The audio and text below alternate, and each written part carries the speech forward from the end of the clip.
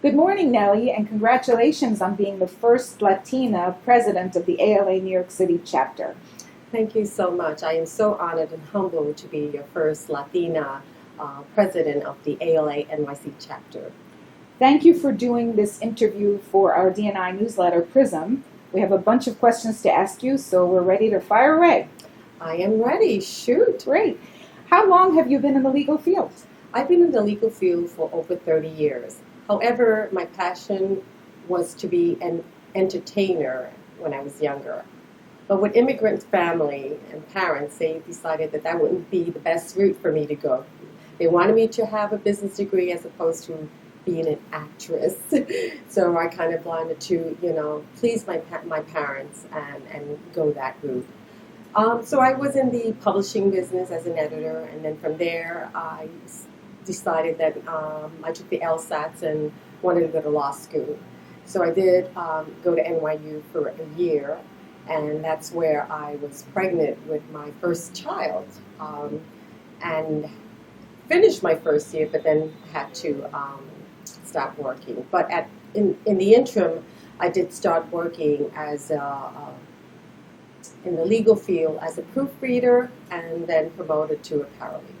And what interested you in the legal management field? Well, that came about where I worked as a paralegal in a corporate group, and the senior partner that I worked alongside with unfortunately had a stroke and couldn't continue his practice.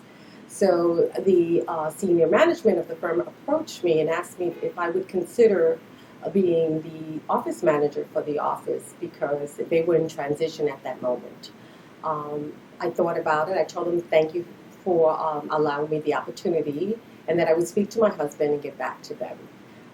Upon speaking to my husband, he said, well, you really have to think about it. When you're in a management position, it's totally different than as a paralegal, because now you have people that have to report to you. They look at you differently. So there might be some issues there, but ultimately it's up to you. I decided to go with it and became the office manager. And how many years have you been a member of the ALA? I've been a member of the ALA for over 15 years. And how did you learn about the ALA? I learned by a coincidence.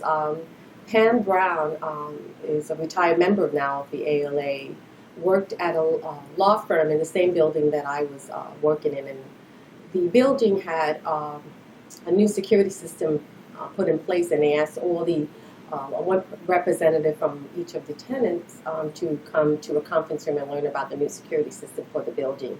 And I happened to sit next to Pam Brown, and we introduced each other, and she found out that I was also, an office administrator, and asked if I ever heard of the ALA, and I didn't. And she told me about it. She said, oh, you should join and be a member. So I said, I will.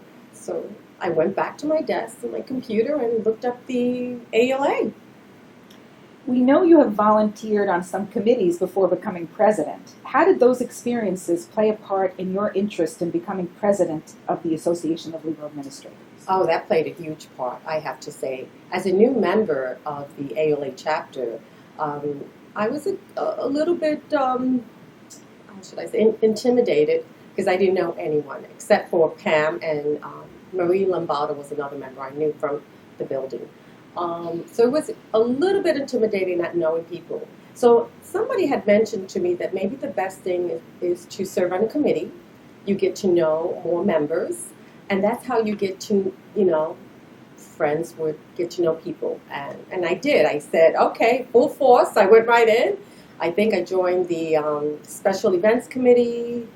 Then I did the community service. I think I was in the symposium. And what is your nationality? I am, my father is from Puerto Rico, and my mother is from Barcelona, Spain. So your native language is? Spanish. Why do you think it's important for the Association of Legal Administrators to have a diversity and inclusion committee? Oh, it's very important to have a diversity and inclusion committee. Not only the chapter, but for all firms should have that. to have a committee that, you know, really reaches out to everyone and let them know that you're included in everything we do at this firm, whether you're a woman, whether you're gay, or whether you're African American. You know, that I think equality goes across the board. And I like the idea for diversity and inclusion because we have different views. We come from different cultures. And so if a senior partner may say, why is that person so quiet, or why she's not participating, or he or she not participating, it's because sometimes it's culture driven. It's not so much personality. It's just, that's just the way they are. And if they get to learn the different cultures, I think it helps. They understand us better. As a Hispanic female, how do you think that your individual experiences and contributions will change the way that the ALA will be viewed and operate in the future?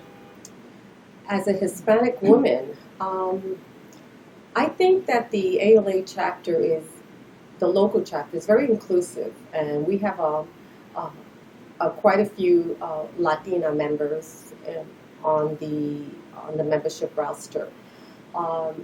So what's important, it's important to include us in everything, and I think that we bring a different flavor to the organization. I think I'm just the same as anyone else, regardless of whether I'm Hispanic or not. We have the same background in terms of our, whether it's education or whether it's family values or whatever. So I think we bring the same things to the table. We're just, just a different ethnicity. As the chapter president, what has been one of the biggest obstacles you've had to overcome in order to make a change within the association? To be honest with you, I really haven't come into, into any obstacle. I think it's been really seamless, smooth sailing. I have a wonderful board. I have wonderful friends on the in the chapter that I'm so grateful for, that I can't really say that there's been any obstacles. I really enjoy my time here. Great. Anything else you'd like to add? No, I think it's been a pleasure. Thank you for including me in the Prism, annual newsletter. It's going to be a wonderful edition this year, and I'm so glad to be a part of it. Thank you, Madam President, and best of luck on the rest of your presidency. Thank you. Hola.